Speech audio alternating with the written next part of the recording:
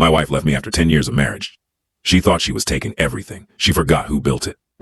When my wife asked for a divorce after 10 years together, she didn't cry. She smiled. She sat across from me at the kitchen table and told me she'd outgrown me. According to her, I wasn't ambitious enough anymore.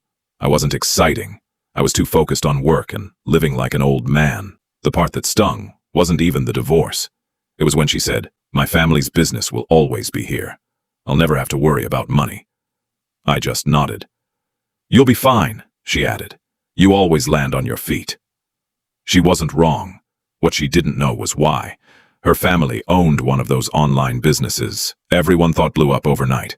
Millions in yearly sales, thousands of orders every week, warehouses, employees, the whole thing.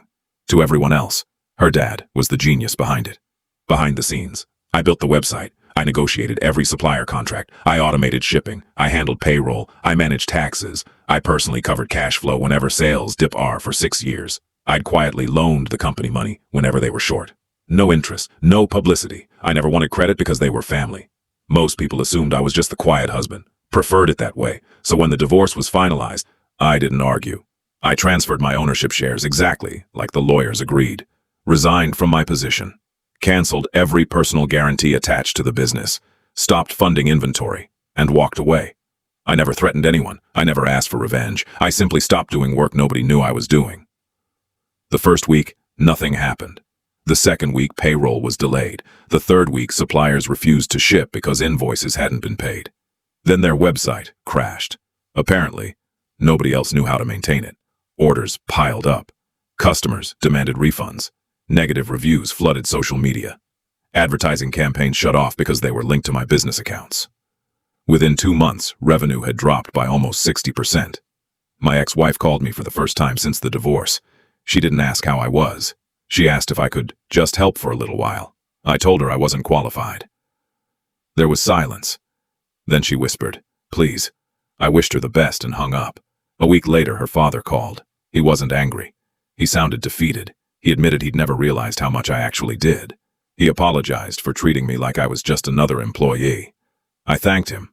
Then I told him I had already accepted another job. That part wasn't entirely true. I hadn't taken another job. I'd started my own company. Funny enough, several of their biggest suppliers and business partners reached out after hearing I'd left. They wanted to work with me instead. Turns out relationships matter. Within a year, my company was doing better than I'd ever imagined. One afternoon, I ran into my ex-wife at a coffee shop. She looked exhausted. She asked if I was seeing anyone. I told her yes. She looked down at the floor and quietly said, "I made the biggest mistake of my life." Maybe she did. Maybe she didn't. But I smiled, wished her well, picked up my coffee, and walked away. The last thing I ever heard about her family's business was that they sold it for a fraction of what it had once been worth.